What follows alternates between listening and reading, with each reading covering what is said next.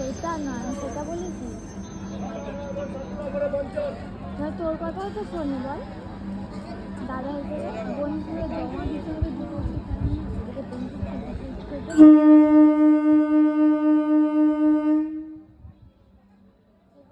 কালকে চলে আসবে।